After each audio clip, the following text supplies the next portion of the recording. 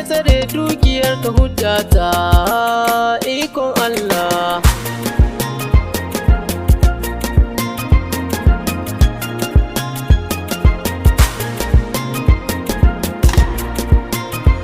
Bismillah Allah Rabbi ka sa sana'ar mu ta yau albarka ikon Allah. Albarkacin Mahmud manzo na waka gashi zan saka ikon Allah. Gashi zanayo waka su yaba min har su yi mini san barka ikon Allah. Ka iya mana Rabbi sarki dan sanadin sa manzon mu mai makka ikon Allah.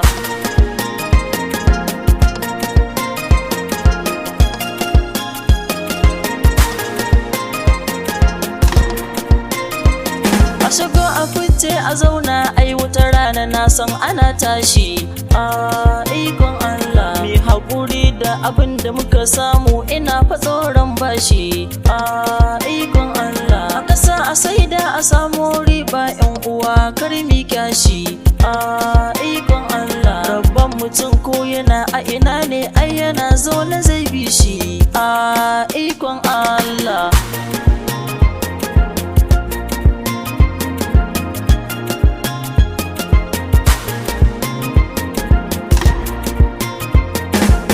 A kama a yanka aika za ake ta yi wa tarko ikon Allah. Tsuntsu da kurciya har da shamuwa to aje a samu danko ikon Allah. Giwa cikin dawa ai na san ita ba ta ma fa tsoron tarko ikon Allah. Abba ake kira na baka fushi hannu na baya danko ikon Allah.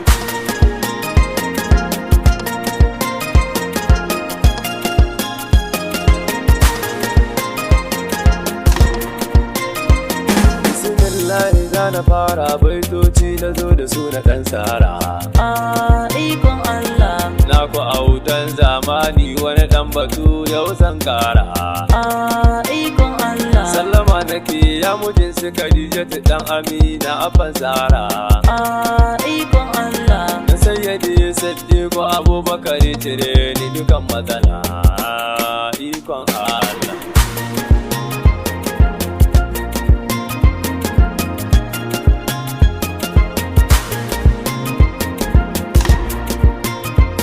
Shawara nake so na bayar ku yara kar ku na manyan ikon Allah. biyayya wajen iyaye umma da Abubakar da ku yo shaku ikon Allah. sai ka dace ka samu lada su yi maka addu'a kaga kai taku ikon Allah. kuma haske zaka gani kan komai babu kai ba shiga matsala ikon Allah.